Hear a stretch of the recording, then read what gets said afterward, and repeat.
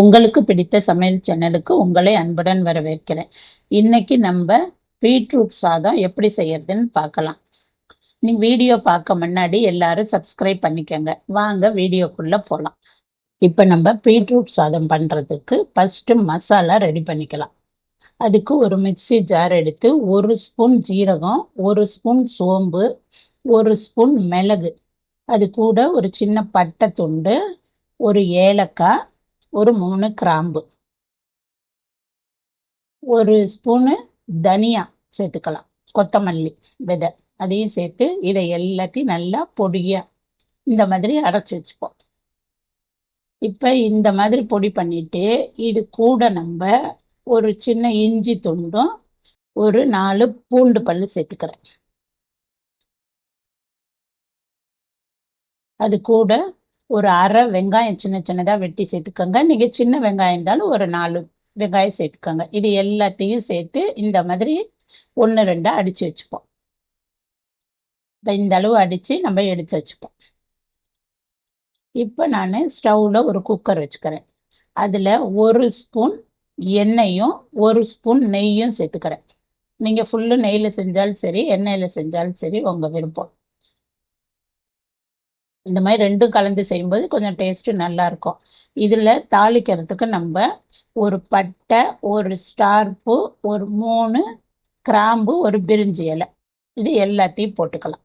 லேசாக வதங்கினதும் அதில் ஒரு 2 வெங்காயம் சேர்த்துப்போம்.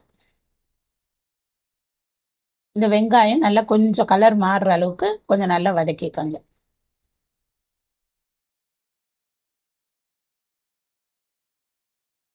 இந்த அளவுக்கு கொஞ்சம் நல்லா வதக்கிக்கோங்க.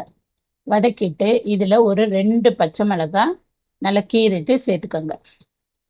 ஏன்னா பீட்ரூட் கொஞ்சம் இனிப்பு இருக்கனால கொஞ்சம் காரம் கொஞ்சம் கூட போட்டால் அந்த டேஸ்ட்டு நல்லா இருக்கும். அதுக்காக தான்.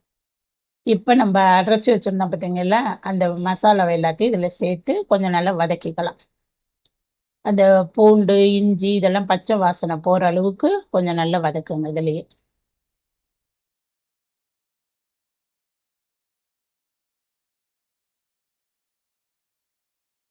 இப்போ அதில் ஒரு பிடி புதினாவும் ஒரு அரை கைப்பிடி கொத்தமல்லியும் சேர்த்துக்குவோம். இது போடும்போது இந்த வாசம் கொஞ்சம் நல்லா இருக்கும். இப்போ எல்லாத்தையும் நல்லா சேர்த்து வதக்கிக்கோங்க. இது பிரியாணி மாதிரியும் இருக்காது, ஆனால் டேஸ்ட்டு ரொம்ப நல்லாயிருக்கும். பிரியாணியை விட டேஸ்ட்டு நல்லாயிருக்கும். இது கூட ஒரு தக்காளி கட் பண்ணி வச்சுருக்கேன், அதை சேர்த்துக்கிறேன். இதையும் இப்போ கொஞ்சம் நல்லா வதக்கிக்கோங்க. இது நல்லா கொஞ்சம் ஒரு 2 கிண்டி கிண்டிட்டு இதுக்கு தேவையான உப்பு சேர்த்துக்கலாம். அப்போ நல்லா கொஞ்சம் ஈஸியாக வதங்கிடும் தக்காளி. இப்போ நீங்கள் இதெல்லாம் சேர்த்துக்கோங்க. கடைசியில் ஒரு தடவை அந்த அரிசி போட முன்னாடி உப்பு காரம் கொஞ்சம் பார்த்துட்டு தேவைக்கு சேர்த்துக்கோங்க. நான் 1/4 கிலோ பீட்ரூட்டை நல்ல தோல் சீவி கழுவிட்டு இந்த மாதிரி குட்டி குட்டியாக கட் பண்ணி வச்சுருக்கேன்.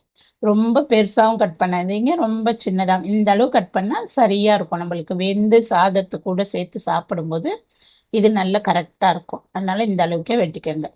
இப்போ இதையும் நல்லா இது கூட சேர்த்து வதக்கிக்கோங்க. இப்போ அதுக்கு ஒரு அரை ஸ்பூன் மஞ்சத்தூளும் ஒரு 3/4 ஸ்பூன் மிளகாத்தூளும் சேர்த்துக்கிறேன். இன்னும் உங்களுக்கு கொஞ்சம் காரம் கூட வேணும் அப்படின்னாக்கா நீங்கள் கொஞ்சம் அதை பார்த்துட்டு சேர்த்துக்கோங்க. ஏன்னா இது ஸ்வீட் இருக்கனால கொஞ்சம் நீங்கள் காரம் பார்த்துட்டு சேர்த்துக்கிறது நல்லது. இப்போ நல்லா இந்த அளவுக்கு வதங்கியிருக்கு பாருங்க. இப்போ நான் 1.5 டம்ளர் அரிசி எடுத்து வச்சுருக்கேன். அதுக்கு நான் இந்த டம்ளரில் 1.5 டம்ளர் அரிசி எடுத்து வச்சுருக்கேன். அதுக்கு நான் ஒரு 3 டம்ளர் தண்ணி ஊற்றுறேன். நான் சாப்பாட்டு அரிசி தான் வச்சுருக்கேன், பாசுமதி அரிசி வைக்கல. அதனால 1க்கு 2 தண்ணி ஊற்றிருக்கேன். நீங்கள் பாசுமதி அரிசினா அதுக்கு தகுந்த தண்ணி ஊற்றிக்கோங்க. இப்போ இது நல்லா கொதிச்சு வரட்டும். இப்போ இந்த அளவு நல்லா கொதிச்சு கொஞ்சம் அந்த காயும் கொஞ்சம் இந்த அளவில் வெந்திருக்கும். எடுத்து பார்த்தீங்கன்னா தெரியும்.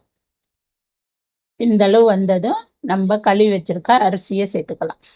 நான் சாப்பாட்டு அரிசி தான் பாருங்க, கழுவி ஒரு 1/2 மணி நேரம் ஊற வச்சு வச்சுருக்கேன். இப்போ இதை நான் சேர்த்துக்கிறேன்.